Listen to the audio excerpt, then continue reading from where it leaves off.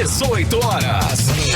Notícias de Manaus, Amazonas, Brasil e do mundo. Agora na Mix. Mix 6 horas em ponto. Boa noite pra você que está ligado na 100,7. Boa noite pra você na sintonia certa. Você que está aí no melhor Mix do Brasil. Começa agora, hein? Vamos juntos. Mais uma edição do programa 18 horas. Hoje é quarta, hein?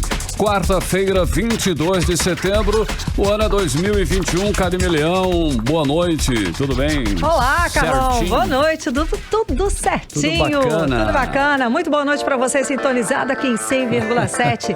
Já começo agradecendo a sua companhia. Estamos juntos a partir de agora até às 7 da noite aqui no 18 horas. 6 e 1, boa noite. 18 horas. Vamos aos destaques de hoje do programa 18 horas. O Superior Tribunal de Justiça publicou a proclamação final do julgamento que tornou réu o governador Wilson Lima, acusado de fraude na compra de ventiladores pulmonares e de chefiar uma organização criminosa que desviou recursos da saúde pública do Amazonas durante a pandemia. Crise econômica, 72 em cada 100 veículos do Amazonas estão com licenciamento atrasado. Hoje, 22 de setembro, é o Dia Mundial Sem Carro, hein? A data propõe deixar o veículo em casa e utilizar pelo menos por um dia, né, Karime Leão? Pelo menos por um dia a gente usar uma outra coisa, ou fazer uma caminhada. Sustentável, ir de repente uma bike, exatamente, um modal sustentável. É um dia de conscientização. Dia Mundial Sem Carro, 6 e 1. 18 horas. Muito bem, começa agora mais uma edição do programa 18 horas. Você está no melhor Mix do Brasil, as principais notícias do dia. Vamos juntos com você, hein? Até às 7 da noite, aqui na Mix.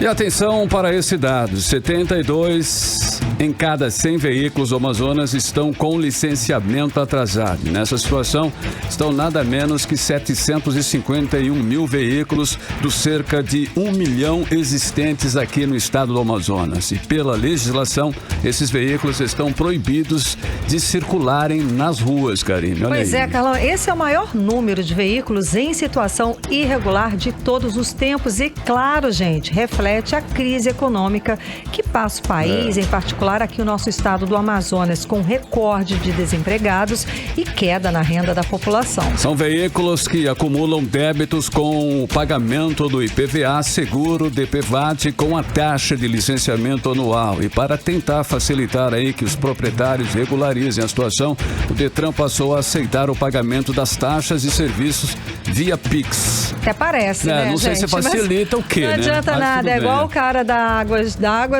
luz, levar a maquininha para débito automático, mas se você não tem R$1.000 para dar na hora, você nem negocia com a empresa Amazonas Energia, Ou seja, né? o problema não é a forma de pagamento. Não é a forma, gente. O problema é que a gente está sem dinheiro para pagar a dívida. Aí vai para as prioridades, né?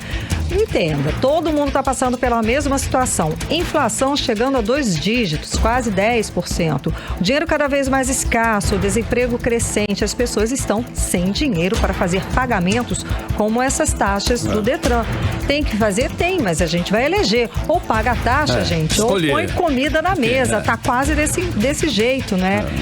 Bom, daí o que acontece? A gente vai deixando para depois, as pessoas no geral, né? As pessoas vão deixando para depois e, claro, vão correr sim o risco de ser pego numa blitz. Infelizmente, essa é a realidade da maioria dos amazonenses, sem dúvida.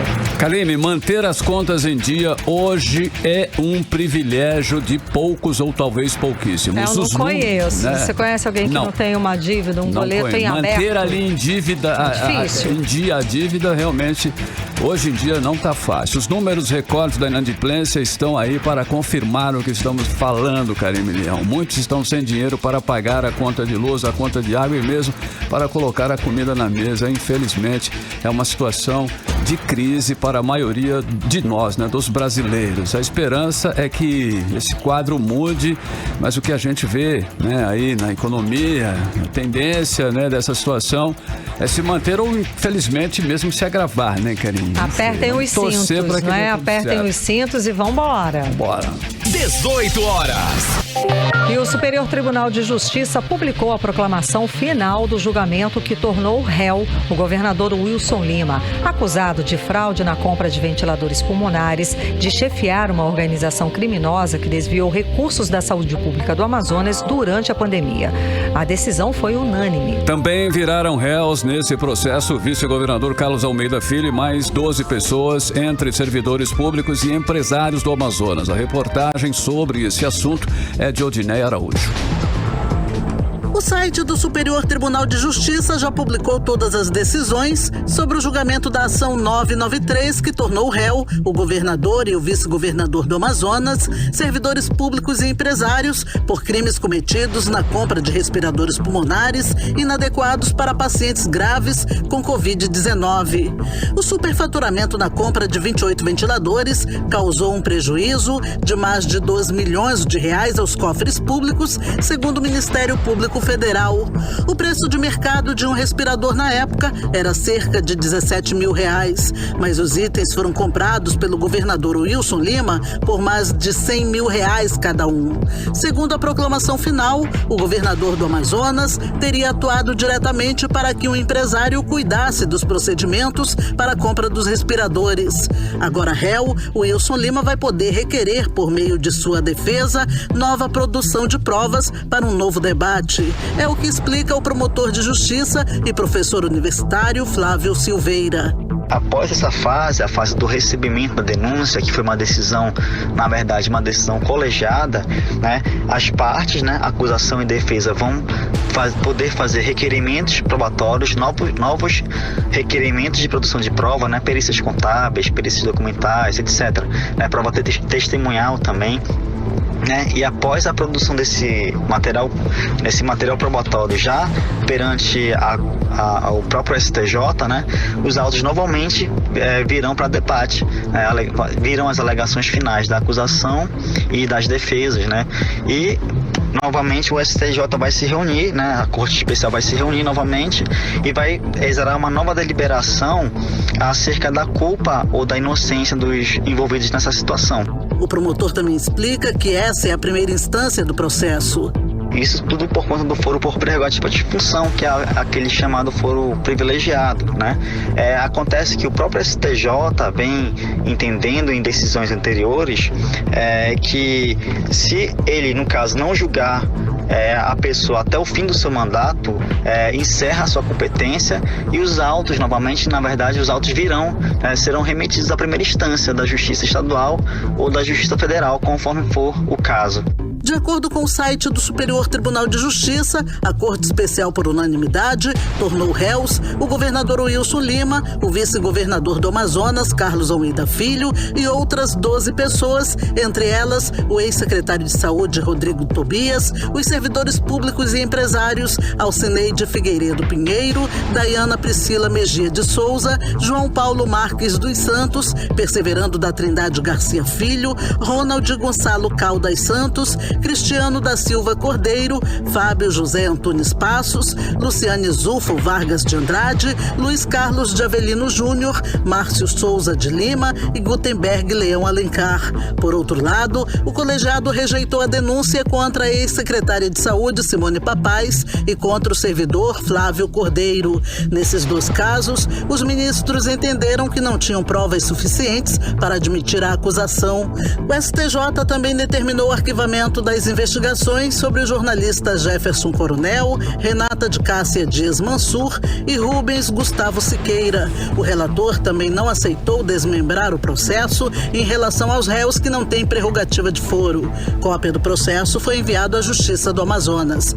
Odinei Araújo para o 18 horas. Olha, o que ficou claro após o voto do relator do processo, o ministro Francisco Falcão, que foi acompanhado por todos os demais ministros, é que o governador Wilson Lima comandou todo o processo de superfaturamento dos ventiladores pulmonares, confirmado. E vale lembrar que isso foi constatado na investigação da Polícia Federal e do Ministério Público. O governador foi indiciado pela Polícia Federal, denunciado pela Procuradoria-Geral da República e agora virou réu em processo do Superior Tribunal de Justiça. Carlão, o governador vai ter a oportunidade de se defender, mas convenhamos, o que a gente ouviu de toda essa situação é que a investigação da Polícia Federal, a denúncia da procuradora Lindora Araújo e o parecer do ministro Francisco Falcão são claros, baseados em muita informação das investigações e arrasador para o Wilson Lima. É só questão de tempo para ele ser julgado e condenado pelos crimes que foi acusado nesta ação: peculato, fraude de licitação, sobrepreço e de pertencer e comandar uma organização criminosa. Se for condenado, como se espera, Wilson Lima pode pegar até 19 anos de prisão. Você está ouvindo 18 horas. Agora em Manaus, 6 horas e 10 minutos. Vamos direto para Brasília conversar com o correspondente do programa 18 horas, o jornalista Carlos Eduardo Matos. Carlos Eduardo, boa noite. E hoje o Senado aprovou as novas regras para as eleições e foi enterrado, sepultado de uma vez por todas as coligações partidárias. Explica pra gente, Carlos Eduardo. Boa noite. Boa noite, Karine. Boa noite, Carlão. Boa noite a todos. Vamos explicar direitinho. As pautas eleitorais estão avançando dentro do Senado Federal, Karine. Ontem à noite, a Comissão de Constituição e Justiça aprovou a PEC 28, que é conhecida como Reforma Eleitoral. A maioria aprovou o parecer da relatora, a senadora Simone Tebet. O relatório dela rejeita a volta das coligações nas eleições proporcionais. Esse retorno das coligações havia sido aprovado na Câmara, com votação em 2 turnos, com o apoio dos parlamentares dos partidos de centro. Mas quando a pauta chegou no Senado, não houve consenso com relação a esse artigo da PEC, por isso o texto acabou sendo retirado.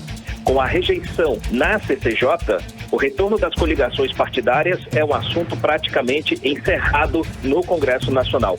Vamos ouvir um trechinho da fala da senadora Simone Tebet durante a leitura do relatório dela, citando esse e outros trechos que foram rejeitados nessa reforma eleitoral. Vamos ouvir Simone Tebet. Nós estamos, primeiro, rejeitando a volta das coligações às eleições proporcionais, até porque ela foi extinta na reforma eleitoral de 2017, só valeu para a eleição de vereadores e não foi sequer experimentada na eleição majoritária de deputados federais e governadores, obviamente, no caso, a eleição proporcional de deputados federais e estaduais. Também estamos rejeitando por achar que há aqui uma inconstitucionalidade e recebemos, inclusive, por meio de juristas, também um questionamento, rejeitando a aplicação do princípio da anterioridade eleitoral, valendo também para decisões administrativas dos tribunais superiores, especialmente do STF e TSE, que tratem sobre o processo eleitoral. Também rejeitando uma mudança muito radical no critério da apresentação do PL de iniciativa popular. Passaria de 1,5 milhão para 100 mil assinaturas por meio eletrônico. Nós temos dúvida em relação a possível fraude. Acho que esse é um projeto que requer realmente uma análise. Sou favorável a uma discussão e facilitar maior apoio, representatividade, que é o chamado democracia direta, onde a população participa de forma mais direta do processo decisório, mas acredito que como isso não está relacionado especificamente à questão da eleição, podemos votar a qualquer momento. A gente acompanhou a fala da senadora Simone Tebet a respeito das novas regras eleitorais que foi aprovado hoje no Senado Federal. Carlos Eduardo. Na verdade, Karine, foi um acordo, né, entre os senadores, membros da CCJ, todos eles líderes partidários, que tomaram essa decisão de não seguir à frente com relação a essa questão das coligações partidárias. Agora, depois da fala dela, depois da aprovação dentro da CCJ, a senadora Simone Tebet deu uma entrevista para a imprensa e falou um pouco mais sobre essa rejeição ao retorno das coligações. Vamos ouvir o que ela disse. O retorno das coligações, ele está intrinsecamente ligado a esse presidencialismo de coalizão que faz tão mal a todos nós, né? Quando você tem muitos partidos constituídos, um presidente da República não governa sem negociar. E isso dá margem a toda sorte também de negociata. Então é muito importante que nós não deixemos voltar às coligações no Brasil. É um passo fundamental para a política ética, moralizada que nós queremos. A gente conferiu de novo a fala da senadora Simone Tebet falando, explicando por que as coligações partidárias foram de uma vez por todas vetadas nas novas regras para as eleições. Carlos Eduardo. Esse assunto prossegue, Karine, e também no Senado começou a tramitar o projeto de lei complementar que trata do novo Código Eleitoral. Esse projeto foi aprovado na semana passada pela Câmara, depois foi enviado ao Senado, ou seja, são 2 projetos que já tramitam no Senado Federal envolvendo eleições.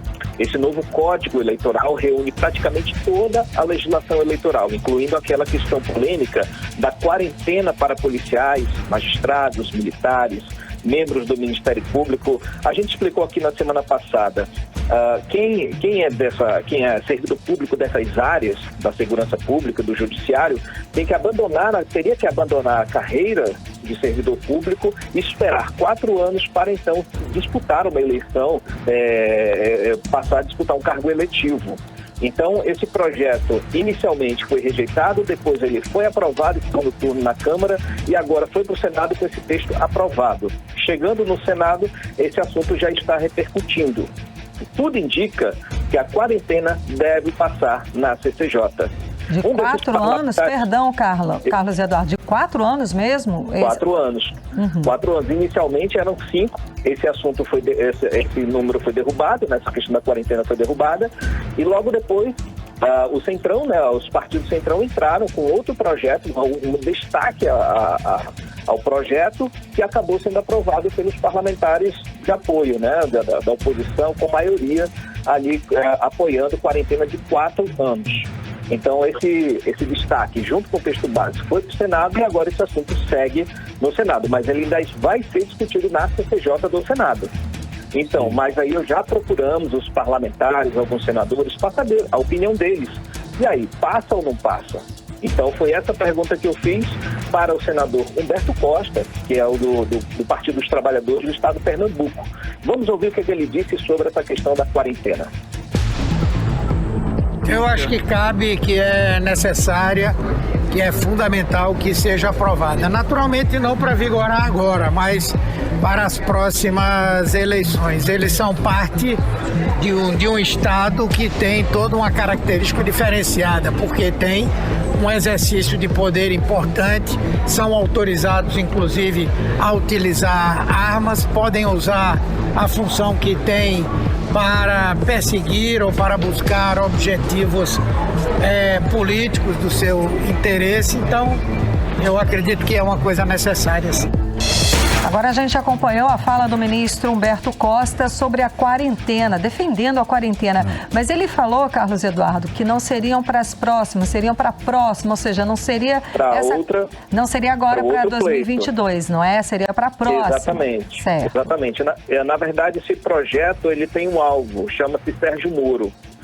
Todos eles, os parlamentares, principalmente da ala de oposição, da ala que apoia Lula, quer entrar com esse destaque para tentar prejudicar uma possível candidatura de Sérgio Moro. Mas esse assunto vai se estendendo nas comissões à medida que as lideranças partidárias vão conversando, esse assunto vai postergando. Então não sabemos como é que vai ser o andamento, em quanto tempo. Isso depende muito da decisão do presidente do Senado e da presidência da CCJ. Se esse assunto vai ser tratado com rapidez, da mesma forma como foi aprovada essa PEC de ontem. Mas, Karine, na Câmara, enquanto isso acontece no Senado Federal, na Câmara dos Deputados, o assunto é a reforma administrativa.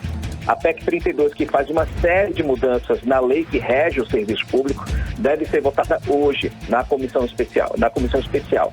Por causa da possibilidade dessa votação, que seria hoje, tiveram muitas manifestações em frente à Câmara dos Deputados, mobilizadas por servidores públicos que vieram de vários estados. Fizeram buzinaço, fizeram bandeiraço, tá uma mobilização muito grande contra a PEC 32 aqui em Brasília.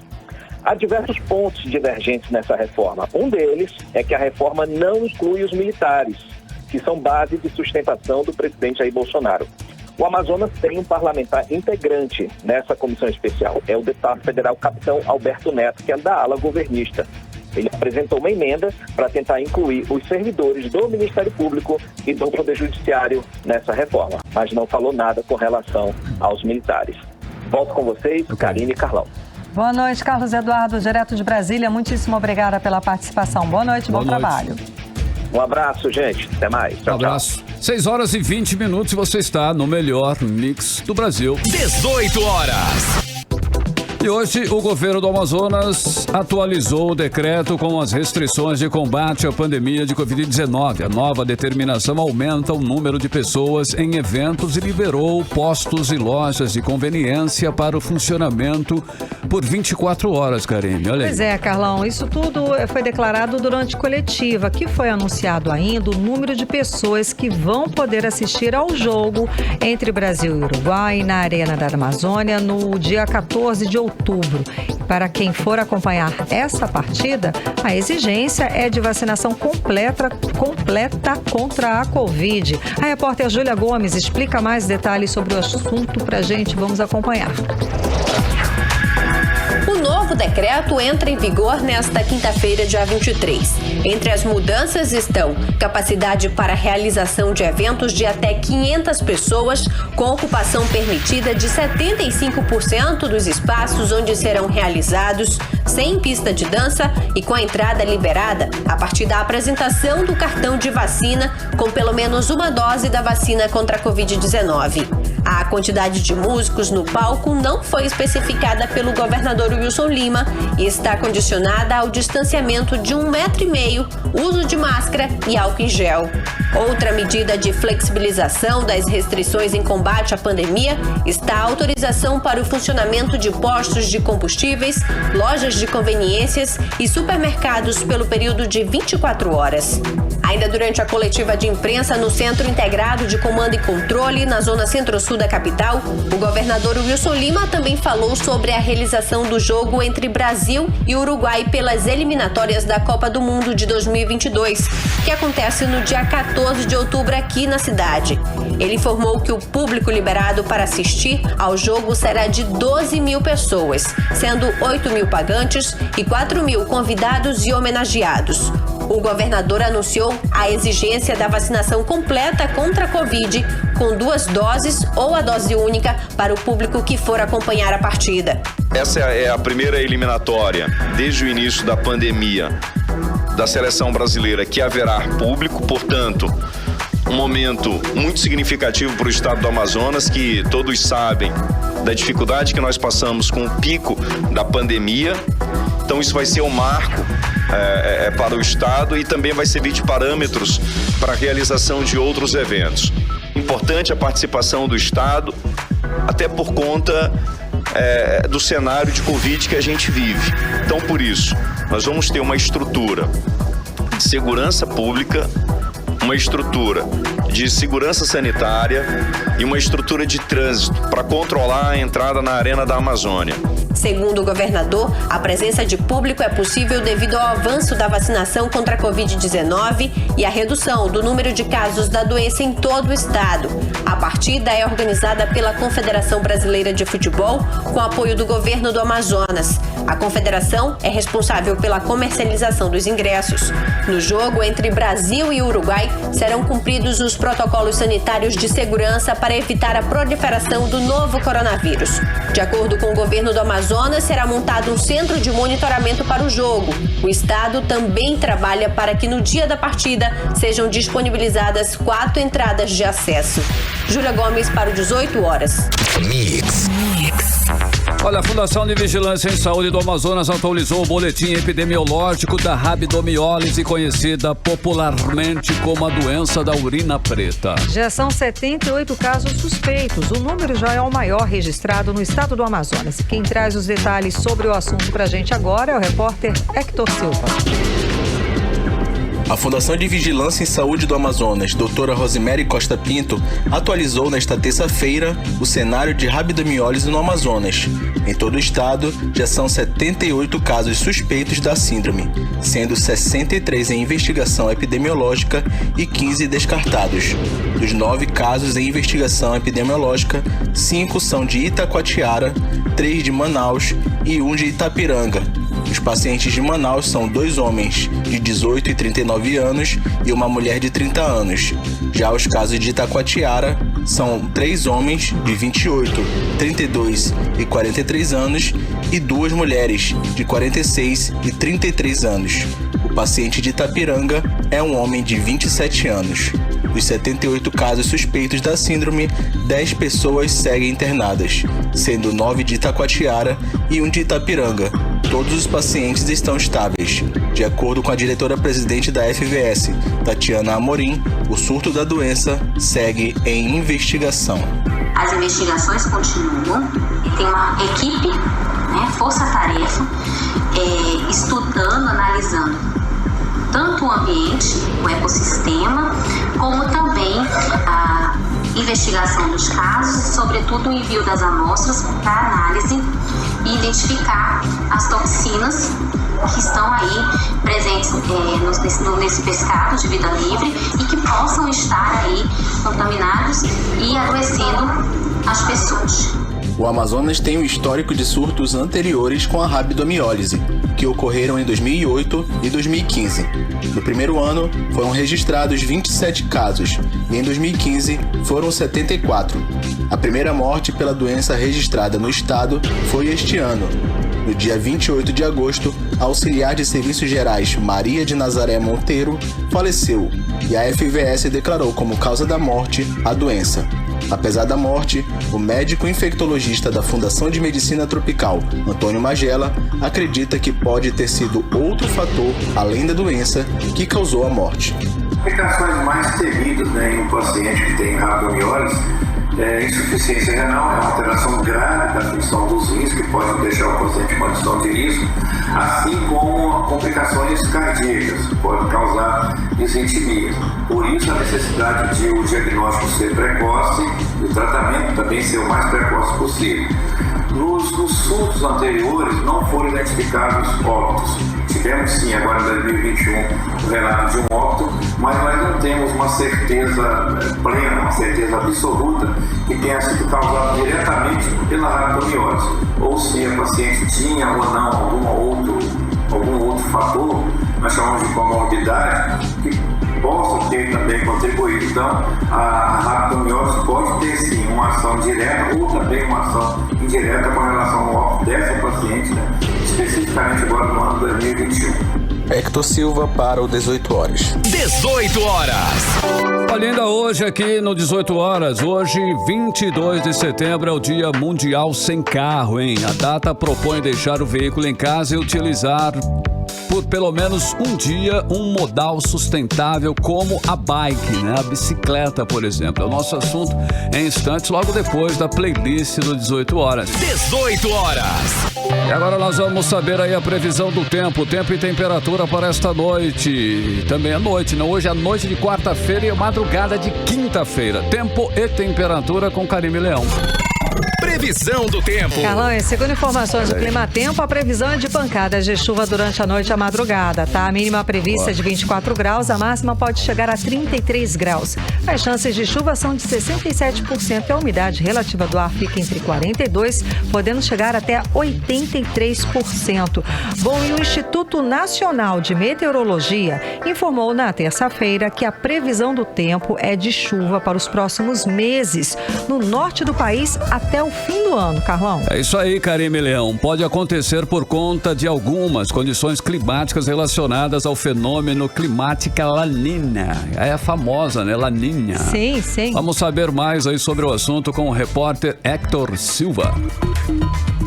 O Instituto Nacional de Meteorologia prevê que durante a primavera, que começa hoje, nesta quarta-feira, os efeitos do fenômeno climático Laninha serão sentidos moderadamente em parte do Brasil, podendo afetar a regularidade das chuvas, principalmente na faixa centro-norte do país.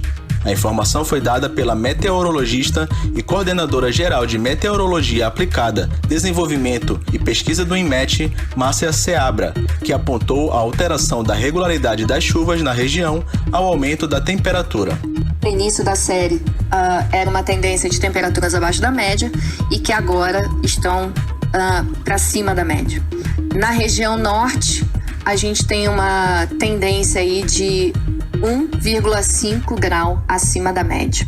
Segundo a meteorologista, a probabilidade de que algumas condições climáticas associadas à Laninha ocorram durante a primavera é de 70%, e a tendência para o quarto trimestre do ano é que o volume de chuvas supere a média histórica em boa parte das regiões centro-oeste e norte do país. O que a gente tem é que para a primavera a gente tem uma probabilidade acima de 70% de ocorrência de Laninha. Essa probabilidade diminui um pouco durante o verão. Então, o que a gente está prevendo ou esperando aqui para o fenômeno Laninha, que a gente tem, então, o fenômeno Laninha durante a primavera até o verão, mas ele deve ser, então, de curta duração e não deve ser muito intenso, deve ter uma intensidade fraca. Hector Silva para o 18 horas. 18 horas. Muito bem, o Rio Negro, hein, baixou mais 16 centímetros de ontem para hoje. Agora registra um nível de 24 metros e 3 centímetros aqui no porto de Manaus. Você está ouvindo 18 horas. E o sistema da Secretaria do Estado de Fazenda do Amazonas, a Cefaz, estava com problemas desde o dia 11 de setembro e comprometia os serviços online. A questão foi resolvida, mas a lentidão ainda dificulta qualquer interação no site. Karime, a Secretaria não informa a origem do problema e garante que hoje os sistemas estão funcionando, mas confirma que ainda há lentidão em algumas funções. A repórter Odinera hoje explica pra gente essa questão. Vamos acompanhar os detalhes. Quem precisa emitir notas ou documentos do site da Cefaz encontra alguma dificuldade desde o último dia 11. No dia 9 de setembro, a Secretaria de Fazenda do Estado informou aos contribuintes que faria uma parada de todos os serviços de tecnologia de informação, incluindo DTE, atendimento online, autorização de nota fiscal, sistemas administrativos e tributários, entre outros. De acordo com a informação, isso iria ocorrer no período entre 11 da noite do dia 11, um sábado, até às 7 da manhã de domingo, dia 12. Nesse período, quem precisasse emitir nota fiscal eletrônica poderia fazer uso do Serviço Virtual de Contingência, o SVC, para a autorização das notas fiscais eletrônicas. O site da Cefaz dava outras informações aos contribuintes para não ficarem prejudicados no período em que os sistemas tecnológicos da Secretaria de Fazenda estivessem parados para manutenção.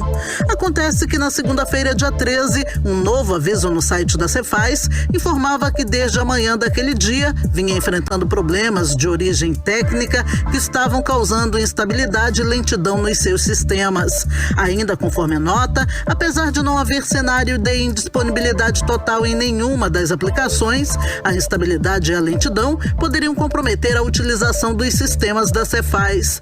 O site também informava que não tinha como estabelecer um prazo específico para a normalização de todos os sistemas. Por causa disso, a Cefaz transferiu para esta sexta-feira, dia 24, a data dos pagamentos dos débitos vencidos entre 13 e 23 desse mês. O 18 horas perguntou à Secretaria de Fazenda do Amazonas o que estava acontecendo com os sistemas da Cefaz. Por meio de nota, a Secretaria informou que, devido a problemas de ordem técnica, os sistemas da Cefaz tiveram o seu funcionamento interrompido durante alguns dias nesse mês de setembro e que a Secretaria postergou a data de pagamento de tributos e a entrega de obrigações a fim de não prejudicar os contribuintes. Ainda de acordo com a nota da Cefaz, hoje, dia 22, os sistemas estão funcionando, porém, ainda com lentidão em algumas funcionalidades específicas. A equipe da Cefaz, segundo a nota, vem atuando para normalizar o tempo de resposta de todos os serviços disponíveis na internet para os cidadãos e contribuintes. Odinei Araújo para o 18 horas. Mix. E a Polícia Federal deflagrou hoje de manhã no Amazonas a Operação Falsum Capitivi, que em latim quer dizer falso cativo. A operação investiga possíveis práticas de crimes de uma organização criminosa especializada na fraude na concessão de benefícios do INSS a partir de falsificação de documentos públicos. A ação da Polícia Federal cumpriu 15 mandados de busca e apreensão em Itacoatiara, um mandado de busca e apreensão, além de prisão temporária aqui em Manaus. Uma prisão, né? Exatamente, além de um de prisão temporária aqui em Manaus. E segundo as investigações, Carlão, um agenciador fabricava certidões de cárcere de prisão para pessoas que não foram presas ou com antecipação da data da prisão. Depois, solicitava o benefício de auxílio reclusão junto ao INSS. Com isso, recebia indevidamente, claro, valores retroativos do INSS. E com as buscas, a Polícia Federal apura a participação de outros envolvidos na fraude também. Se teve a participação de servidores públicos, é importante. O prejuízo causado ao INSS supera o valor aí de R$2 milhões. Os envolvidos podem responder pelos crimes de estelionato previdenciário e falsificação de documento público. E se condenados, a pena é de até 12 anos e 8 meses de prisão. 18 horas. E hoje, dia 22 de setembro, é o Dia Mundial Sem Carro. A data propõe deixar o veículo em casa e utilizar, por exemplo, um modal sustentável. Por pelo menos um dia, um modal sustentável, como, por exemplo, aí uma bicicleta. Karime, e com o aumento aí do transporte individual e ausência nos investimentos do transporte público, a bicicleta surge como alternativa. Mas pedalar em Manaus pode ser aí um grande desafio. Isso porque a cidade é a última no ranking aí das capitais para se andar de bicicleta no país. Olha aí, hein, essa marca. E a última no ranking das capitais para se andar de bike, Karine. Repórter Júlia Gomes explica pra gente o porquê dessa situação. Para mostrar a importância da data e de se adotar um meio de transporte ativo e menos poluente, há 10 anos o movimento coletivo Pedala Manaus realiza o Desafio Intermodal, que avalia 5 modais: o caminhar, a bicicleta, a motocicleta, o carro particular e o ônibus do transporte público. O objetivo, medir a eficiência de todos eles, levando em consideração custos, tempo gasto e impactos no meio ambiente. E o resultado do desafio, realizado na última terça-feira, em primeiro lugar ficou a bicicleta e em segundo, o caminhar. Paulo Aguiar, coordenador do Pedala Manaus, fala sobre a importância do poder público estimular o uso de meios de transporte ativos aliados a investimentos no transporte público. A cidade precisa ter arborização para que o caminhar se torne mais confortável. A gente precisa de infraestrutura cicloviária para que o pedalar seja seguro e com isso atraia mais pessoas para as ruas, né? As pessoas não querem ficar mais presas no congestionamento. Então, quando a gente fala de transporte ativo, é transporte que depende o motor são as pernas das pessoas, depende somente das pessoas. Só que, em paralelo a isso, a prefeitura, o Estado, o governo federal, eles têm que investir em transporte público. A bicicleta sozinha ela não vai resolver o problema da mobilidade urbana, mas se ela trabalhada junto com o transporte público, ela resolve muito essa questão. Então, o Dia Mundial Sem Carro também traz essa reflexão. Será que o poder público está investindo de forma correta nos modais na cidade? Será que ele está trabalhando de fato para que as pessoas tenham a oportunidade de deixar o carro em casa? Será que ela está investindo de maneira correta no transporte público e nos transportes ativos, para que a gente possa ter escolhas, opções de escolhas? Então o guia também me traz essa reflexão. Ainda de acordo com Paulo Aguiar, Manaus tem hoje uma malha cicloviária insuficiente. Não chega a 40 quilômetros, o que a coloca na última posição no ranking entre as capitais para se pedalar no país. O coordenador do Pedala Manaus explica que muitas das ciclofaixas na cidade não têm conectividade e ainda representa risco ao ciclista. Então, a cidade de Manaus é considerada a pior capital do Brasil para se pedalar, por vários fatores. E um deles, o que mais agrava, no caso, é a falta de infraestrutura adequada para a cidade. Então, a prefeitura, o poder público, tem que avançar muito rápido com essa questão. Porque é uma tendência mundial, as cidades já perceberam que investir em bicicleta traz economia para a cidade, não só em questões relacionadas à saúde pública, mas a custo de manutenção de vias, né, a questão de redução de custo com a sobrecarga do sistema de saúde pública, ou seja, são menos acidentes, menos gente nos hospitais. Você tem uma cidade mais, vamos dizer assim, mais sustentável, porque é uma cidade menos quente, é uma cidade com menos poluição, é uma cidade com mais espaço, é uma cidade menos barulhenta. Então, as grandes capitais do mundo, algumas cidades daqui do Brasil já perceberam esses benefícios da bicicleta para a cidade, não só para as pessoas que pedalam também. E a gente está ficando para trás, porque os nossos investimentos são quase zero nesse sentido. O Dia Mundial Sem Carro foi criado com o objetivo de incentivar motoristas a diminuírem a emissão de gases poluentes por carros e motos. A data foi criada na França em 1997 e é famosa na Europa. O Brasil promove discussões e atividades sobre o assunto desde 2010.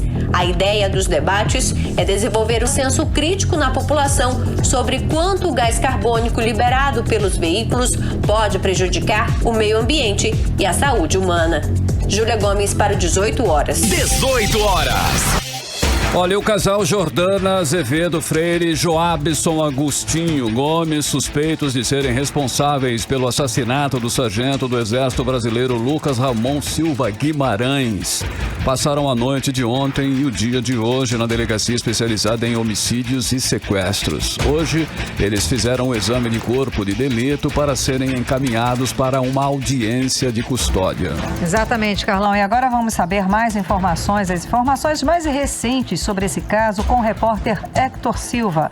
Muito boa noite, Hector. O advogado dos suspeitos se pronunciou pela primeira vez. O que ele argumentou em defesa do casal? Boa noite, Karime Leão. Boa noite, Carlão. Boa. Hoje à tarde, Joabson Agostinho Gomes e Jordana Azevedo Freire compareceram ao Instituto Médico Legal, o IML, para realizar o exame de corpo de delito. Isso aconteceu pela manhã, um pouco antes de meio-dia. Horas depois, o casal também já foi encaminhado para a audiência de custódia e posteriormente encaminhado para a Central de Recebimento e Triagem da Secretaria de Administração Penitenciária, localizada nas dependências do Centro de Detenção Provisório Masculino, no quilômetro 8 da BR-174, onde ficarão à disposição da Justiça. Um detalhe que chamou a atenção, Karime e Carlão, é que na saída do IML, Joabson foi no banco do passageiro com os advogados e Jordana foi no camburão de uma viatura da polícia. Ambos seguem presos em celas separadas na delegacia especializada em homicídios e sequestros. Hoje pela manhã, o advogado Almicar Pinheiro, que atua na defesa dos donos da rede de supermercados Vitória, negou que os clientes tenham recebido informações privilegiadas sobre a operação da Polícia Civil e que tenham fugido ao saber dos mandados de prisão. Almicar disse que estava fora da cidade quando foi procurado pelos empresários que estavam assustados com a situação. Ele aconselhou que o casal aguardasse a chegada dele para se apresentar à polícia, o que foi feito na tarde de ontem. O advogado também reafirmou a inocência dos clientes e disse que a única relação entre eles e Lucas era estritamente profissional e que isso ficará comprovado. Ele informou também que deve pedir ainda hoje o habeas corpus de ambos e classificou a prisão dos empresários como ilegal. Karime e Carlão. Ok, muitíssimo obrigada, Hector Silva, sobre as informações, as mais recentes informações. Muito boa noite. Boa noite. Boa noite. Agora são 6 horas e 46 minutos e você está no melhor Mix do Brasil. 18 horas. E ainda hoje aqui no 18 horas já está aberta a temporada de contratações para o fim do ano. Aqui em Manaus a expectativa é de geração de pelo menos 5.000 novas vagas. É o nosso assunto em instantes, logo depois da playlist. 18 horas. Muito bem, agora nós vamos conferir a previsão do tempo, hein? Tempo para amanhã. Amanhã é quinta-feira. Tempo e temperatura com Karime Leão. Previsão do tempo. Para essa quinta-feira, segundo informações do Climatempo, a previsão é de sol e aumento de nuvens de manhã com pancadas de chuva à tarde e à noite. A mínima prevista é de 24 graus, a máxima um pouquinho menor do que hoje, tá? A máxima não deve passar dos 32 graus. As chances de chuva são de 67% e a umidade relativa do ar fica entre 37% e 76%. Mix.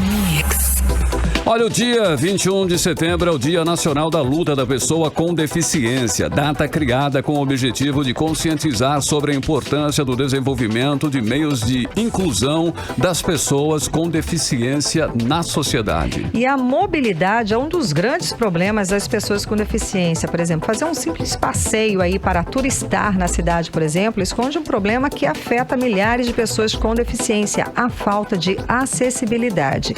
Enquanto os projetos não saem do papel, é preciso vencer diariamente vários obstáculos das ruas para ir de um lugar para o outro, como qualquer cidadão. A repórter Júlia Gomes tem mais detalhes pra gente. Vamos acompanhar. Andar pelas ruas de Manaus não é tarefa fácil. Buracos, calçadas estreitas ou obstruídas, degraus, subidas e descidas que fazem parte da vida de quem vive na cidade. Problemas que já se tornaram habituais para boa parte da população, mas que são verdadeiros obstáculos de locomoção de pessoas com algum tipo de deficiência física que muitas vezes dependem do transporte público ou da caminhada pelas ruas da capital para realizar tarefas como qualquer outro cidadão.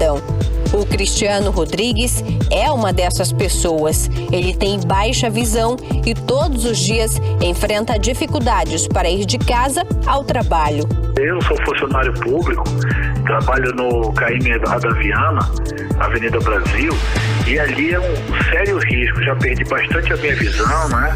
E não tem passarela, não tem faixa de pedestres, foram retirados os semáforos nos 2 sentidos. Então, para mim, está muito complicado ali. O Cristiano Rodrigues faz parte da Associação dos Deficientes Visuais do Amazonas e atua no Conselho Estadual de Saúde, representando o Instituto de Apoio e Inclusão da Pessoa com Deficiência no Estado. Segundo ele, já são décadas de luta junto a conselhos e o poder público para melhorias nas políticas públicas de inclusão e também de mobilidade de Manaus. Mas até hoje, pouca coisa mudou. Ruas muito esburacadas, avenidas com alto risco de morte, de pedestres com mobilidade reduzida, falta de instalação de semáforos que foram retirados, principalmente ali na altura da Avenida Brasil, em outros trechos da cidade, que inclusive já temos até aqui, inclusive, triste estatística de um associado com baixa visão que faleceu vítima de atropelamento, né? E assim, bueiros abertos, enfim, a gente vê que o poder público não dá a mínima, né, para essa questão do acesso, da acessibilidade, da mobilidade. Em poucas palavras, muitos problemas e tem ainda o medo de entrar para a estatística de vítimas fatais do trânsito na capital amazonense. Temos estatística triste de morte, né? No trânsito, o associado atravessou a rua para resolver problemas num órgão do governo e acabou sendo morto, né? Atropelado, e isso aí não sai da nossa cabeça. Com acessibilidade ou não, todos os dias milhares de amazonenses com deficiência ou mobilidade reduzida, seja ela permanente ou temporária, saem de casa com a esperança de vencer os obstáculos impostos pelo caminho. A gente cobra muito, né? Então a gente tem um lema que é o seguinte, não entendemos que políticas públicas sejam criadas sem a efetiva participação dos representantes das instituições de pessoas com deficiência. E aí, então, abre aspas, o outro lema é nada sobre nós sem nós, fecha aspas. Então, como eu te falei, né? Então, um progresso muito curto. Em pelo menos 10 anos, as coisas não avançaram quase nada. Júlia Gomes para o 18 horas. Você está ouvindo 18 horas. Economia. Oi, vamos aos indicadores econômicos de hoje. O dólar sobe 0,34% e fecha R$ 5,30. O euro também subiu, mais 0,06%, cotado agora R$ 6,20. O Bitcoin também fechou em alta, mais 3,65%, cotado a R$ 232.628. E o Ibovespa, o principal índice da Bolsa de Valores brasileira, também teve um dia positivo, subindo 1,84%. 0,5% na sessão. Chegou aos 112.282 pontos. É a segunda alta consecutiva registrada pelo indicador. E a Comissão de Defesa do Consumidor da Assembleia Legislativa do Amazonas constatou uma diferença de até R$ 84 no valor da cesta básica em Manaus no mês de agosto. O levantamento teve como foco 26 itens considerados de primeira necessidade, entre material de limpeza, higiene e alimentos. Segundo a comissão, o preço da cesta básica teve variação de R$ 222,29, a mais barata, a R$ 307,12, que foi a mais cara. E entre os itens que apresentaram as maiores variações de preço estão o feijão carioca, o pacote de 1 quilo de R$ 7,19 a R$ 9,29. O leite em pó integral, pacote de 400 gramas, de R$ 8,89 a R$ 10,19. Também apresentou muita variação a cartela de ovos, com 30 unidades de R$ 11,90 a R$ 17,90. E a farinha?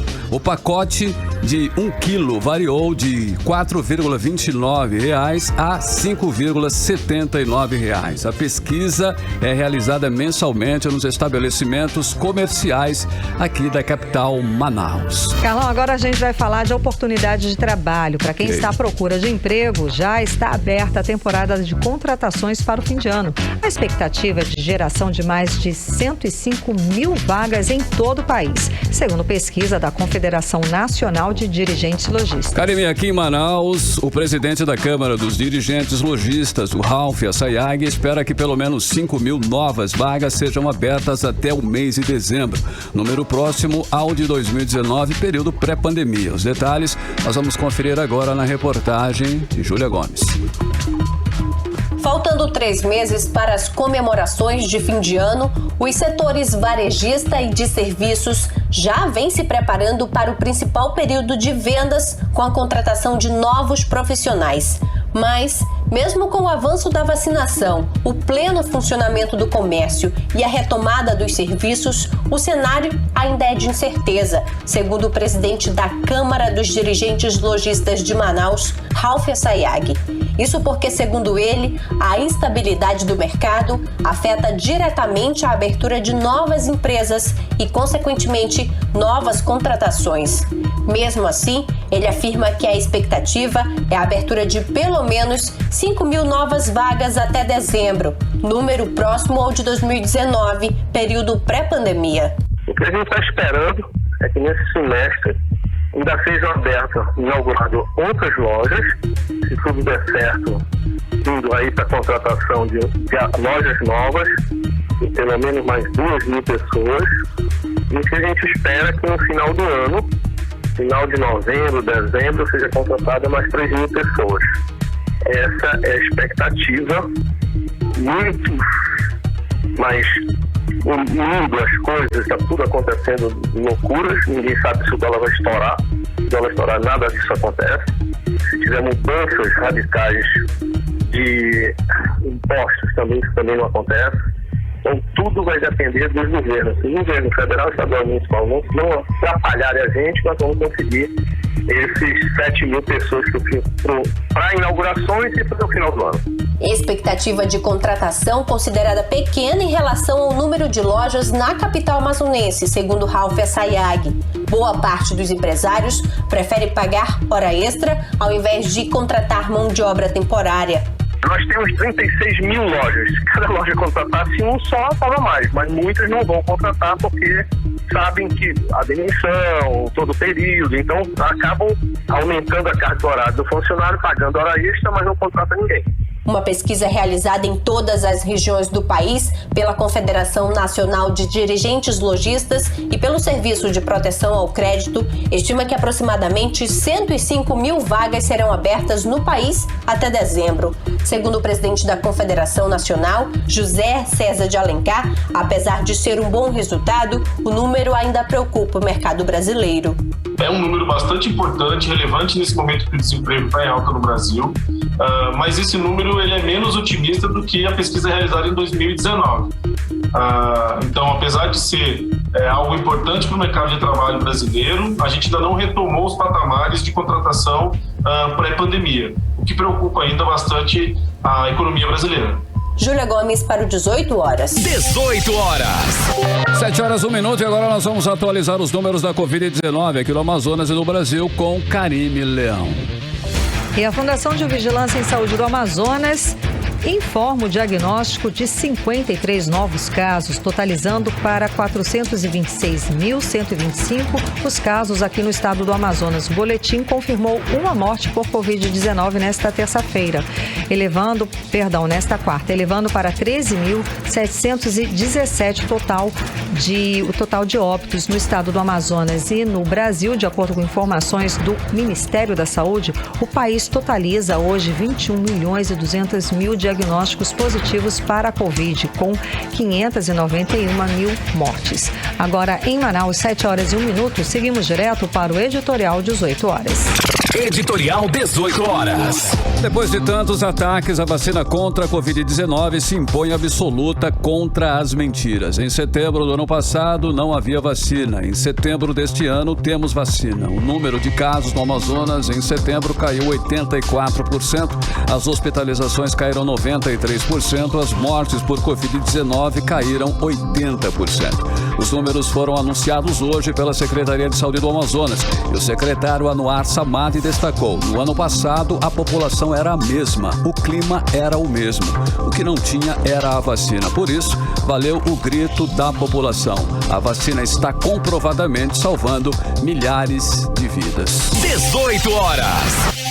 7:02, hein, Karime? Boa noite. Boa noite, obrigada pela companhia. Um beijo, gente. Até amanhã. Continue bem, continue em 100,7. Boa noite e até amanhã.